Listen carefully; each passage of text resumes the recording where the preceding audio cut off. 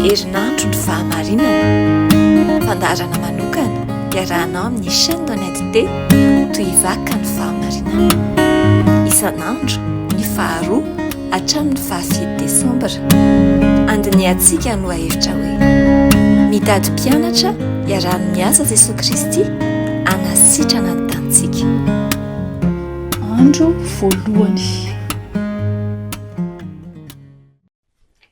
Faly indrindra miaraka aminao amin'ny tsian'ity fandarana manokana izao arahanao izao, iarahana amin'ny tohivaka ny fahamarinana ao anatiny antsoina hoe herinandro ny fahamarinana izay manomboka amin'ny tsian'ity.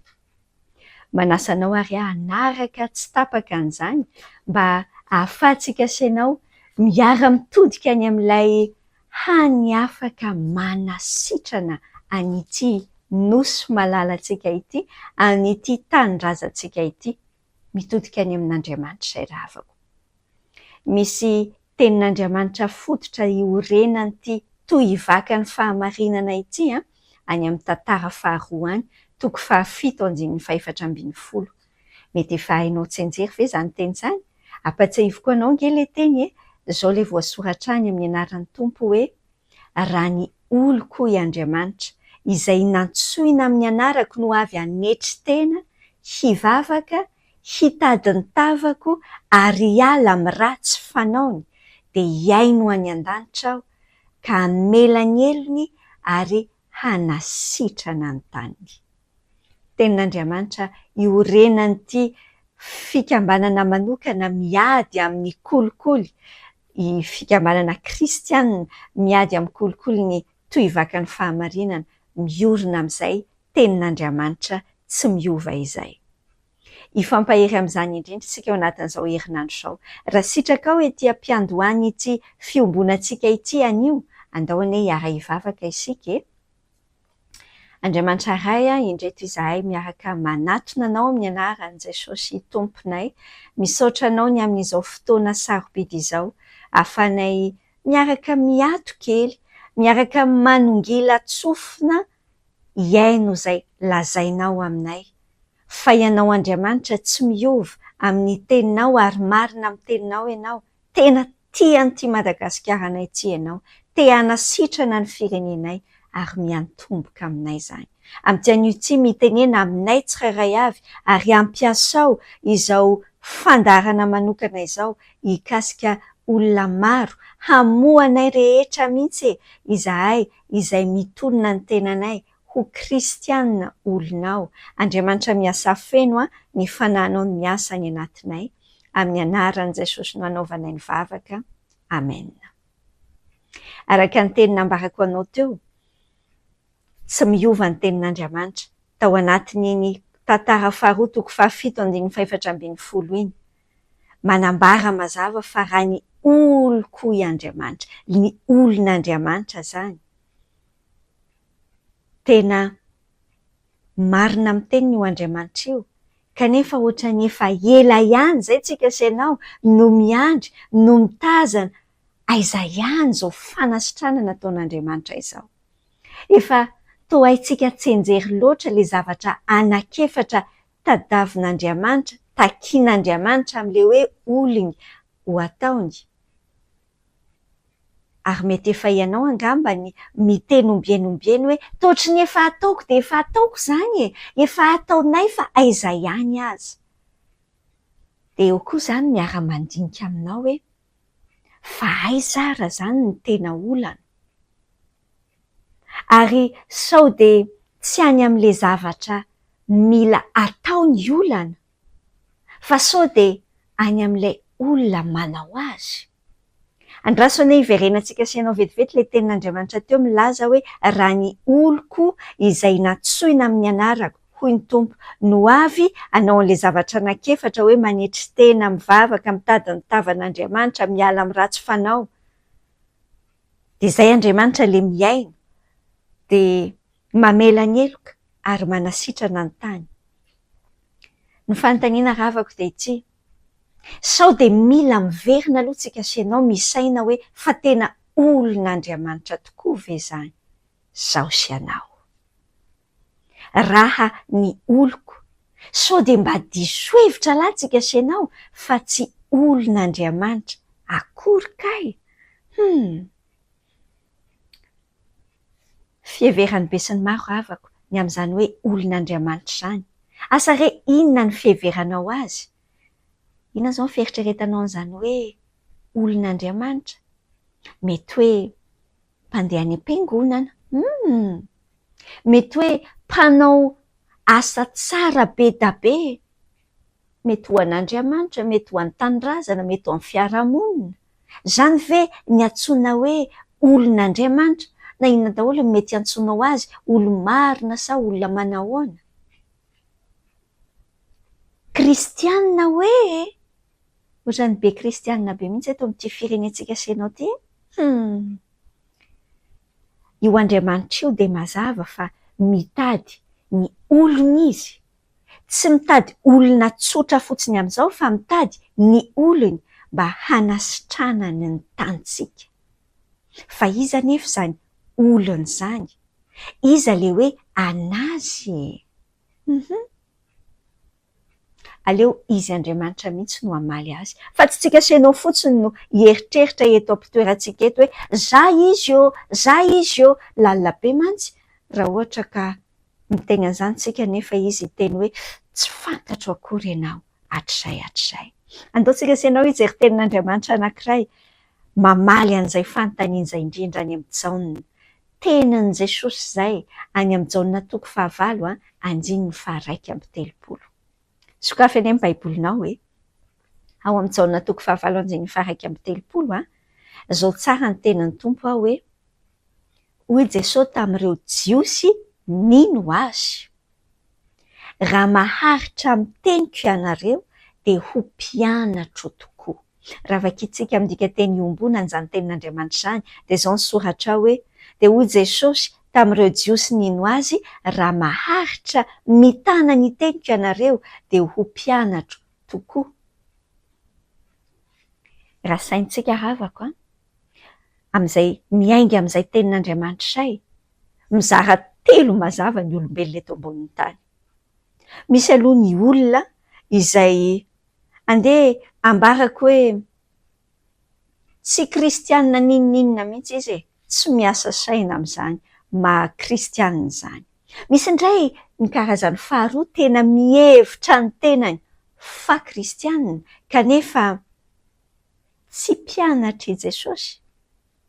Ary misy kosa le tena kristianina izay tena mpianatry ny Tompo. Tsy hoe akory ny fiainana maha-kristianina antsika dia izany mantsy mety eritreretintsika hoe ohatra misy dingana angamba izy io, dia mety misy dingana hoe manao kristianina tsotra aloha dia avy eo kelikely dia rehefa manomboka antitra iny dia manao kristianina, aleo amin'izay manao mpianatra izany Jesosy izany. Dia avy eo amin'izay manao matimatotra kokoa hoe kristianina, manao mpianatra mihitsy aza. Tsy ohatr'izany ny fiainana kristianina tsy izay. Fa ny dikany hoe kristianina dia olom-baovao hoy Jesosy milaza tamin'ny Nikodemosy any amin'ny Jaona 7. Olom-baovao nateraka indray nandray ny natioran'Andriamanitra dia lasa mpianatry Jesosy. Ny tokony ho izany ravako, tsy misy an'izany kristianina tsy mpianatra ny Tompo izany, fa ny kristianina rehetra dia tokony mpianatra ny Tompo. Ary raha miteny izany ilay tenin'Andriamanitra tany amin'ny tantara faharoa 7 hoe raha ny oloko ka adikatsika amin'izao vanim-potoana iainantsika izao izany, dia milaza ny tenin'Andriamanitra hoe raha ny mpianatro. Izany le olon'Andriamanitra dia le mpianatra ny Tompo, le mpianatry ny Tompo. Fanontaniana mipetraka ravako, tena mpianatra ny Tompo ve ianao? Tena mpianatra ny Tompo ve ianao? Ahoana no hamaritana fa mpianatra ny Tompo ianao? Izany indrindra no andao hiarahantsika senao mijery amin'ity herinandro ity. Fa io Andriamanitrantsika io dia tena mitady mpianatra hiara-hiasa aminy hanasitrana ny tanitsika.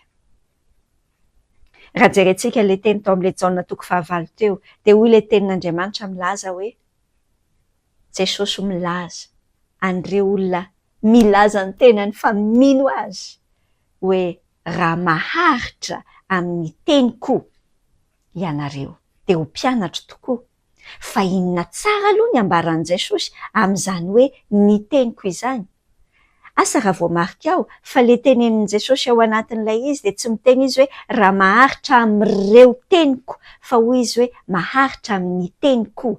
Raha jerentsika amin'ny teny fototra izany dia manambara zavatra tobolongan-javatra anankiray. Ny teniny manambara zavatra tokana. Mifehy ny amin'izay fampianaran'i Jesosy ray manontolo izany, tsy hoe ny sasatsasany, tsy ny sasatsasany fa le fampianarany ray manontolo. Asa raha azonao an-tsaina fa ny Baiboly ray manontolo dia manambara an' Jesosy.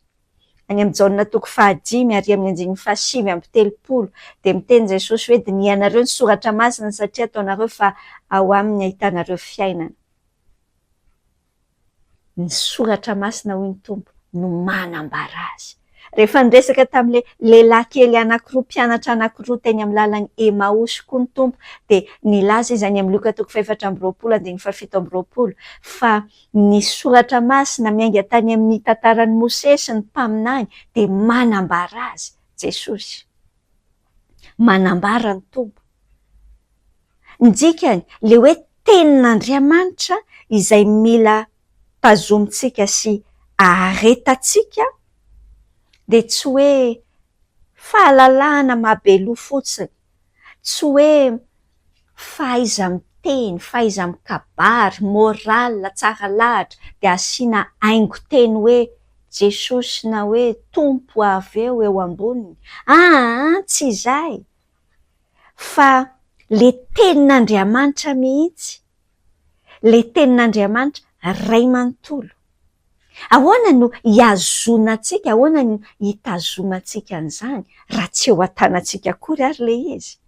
Ahoana no haretantsika amin'ny tenin'Andriamanitra raha tsy ananantsika akory ary le izy?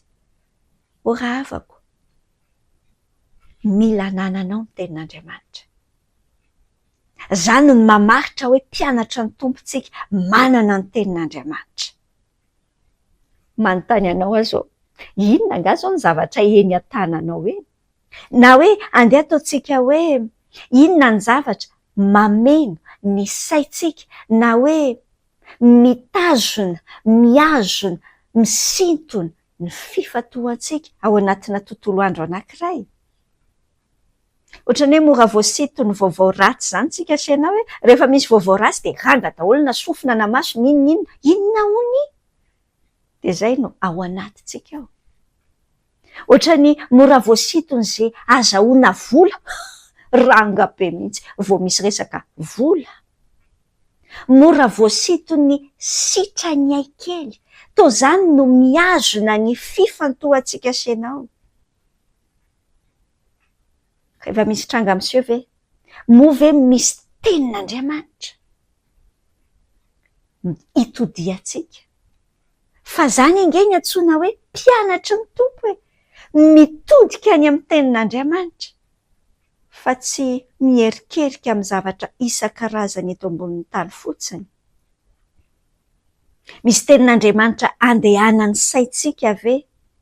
Rehefa misy zavatra miseho sa avy dia mipenipenina mitady vahaolana amin'ny maha olombelona, avy dia mimonomonina mimenomenina, na avy dia mitady izay hanomezantsiny an-dranona na ranona.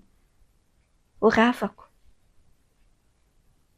tian'Andriamanitra tsika hitodika any amin'ny teniny, any amin'ilay tenin'i Jesosy, any amin'ilay tenin'i Kristy, any amin'ilay Baiboly ray manontolo izay manambara manontolo an' Jesosy. Fantaniana ho antsika asianao, manana fotoana ve tsika hamakiana sy hianarana ny tenin'Andriamanitra? Ny marika raha havako mampianatra ao anatina sekoly anankiray ny olona anankiray dia tonga mianatra izy ry sia, tsy hoe ny soratra anarana fotsiny izy fa tonga mianatra izy eza venao dia tenenina hoe mpianatra na sekoly anankiray nefa na dia adiny ray ary ianao mbola tsy nianatra tao mihitsy na mifampitandavitra na mifanatrehana ao an-dakilasy fa mety mpianatra matoto koa ianao raha izany a. Andao hoe mba jerena tokoa ny fandaharam-potoanantsika senao ty. Ao ny ahalalana hoe tena mpianatra ny tompo tokoa ve isika. Jerena kely ny emploi du temps fandaharam-potoanantsika ao anatin'ny ray andro.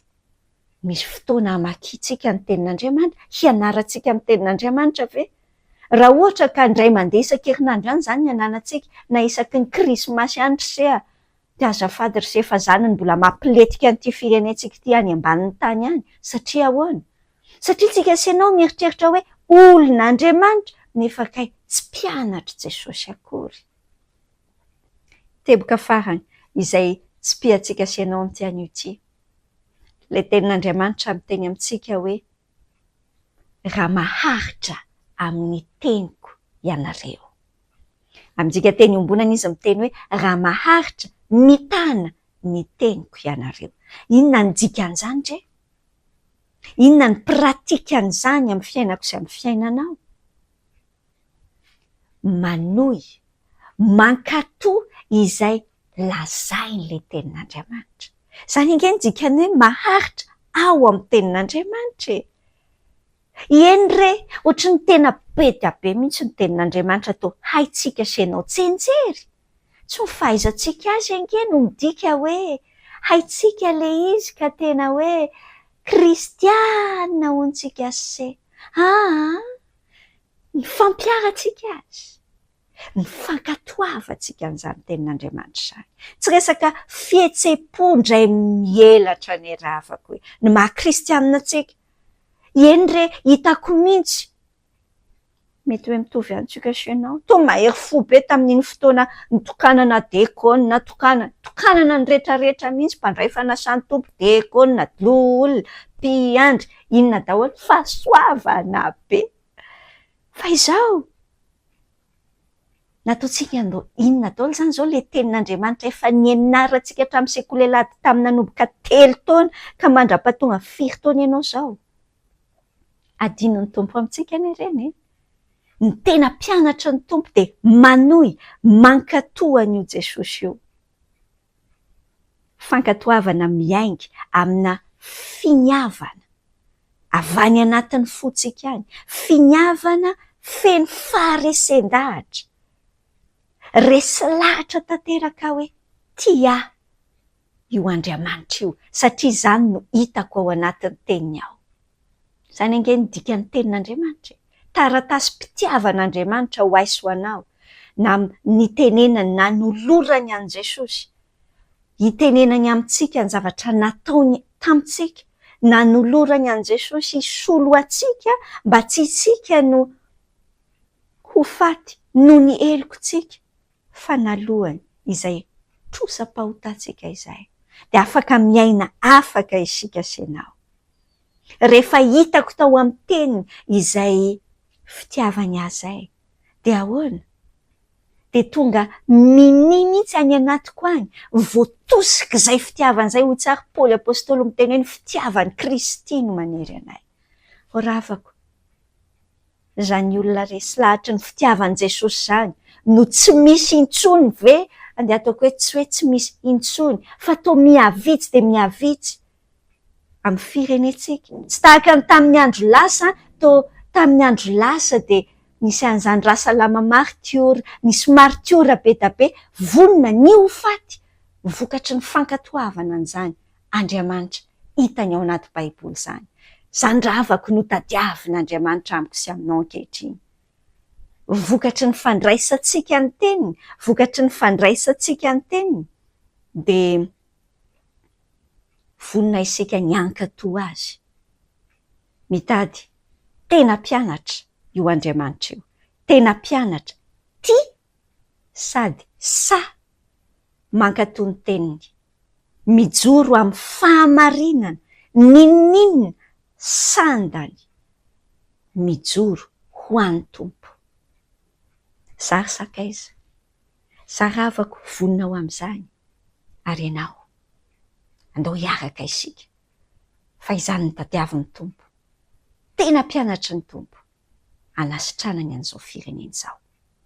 Andao ina hivavaka itsika Andriamanitra ray misaotra ny amin'ny teninao tsotra mivantana any anatin'ny fona ihany mampiseho anay mampieritreritra anay raha tena mpianatra ao marina tokoa izahay na to saritsariny ihany amin'ity anio ity ampy izay no mahatao kristianina tsotra angano fomba fieritreretanay azy ay tsy misy an'izany eo anatrehanao fa mitady tena mpianatra ao ianao.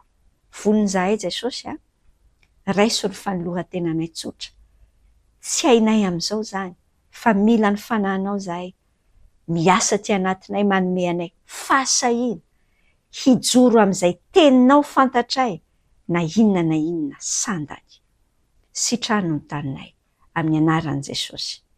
Amen.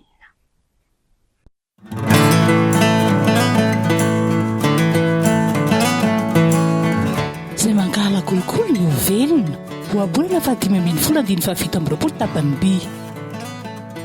Jesosy ihany no afaka manafaka ny firenentsika ao anatin'izao lavaka izao. Tsy mahavita mandany kolikoly amin'ny herin'ny tenantsika sika fa amin'ny alalany rery ihany. Izy ilay fahamarinana, miantso anao izy hiara-iasa aminy. Manasanao ifampitatana aminay eto anivo ny toy vaka amin'ny fahamarinana. Midira ho mpikambana tsy dio ny page Facebook chaîne Donalité na antsoy ny 034 43 982 26.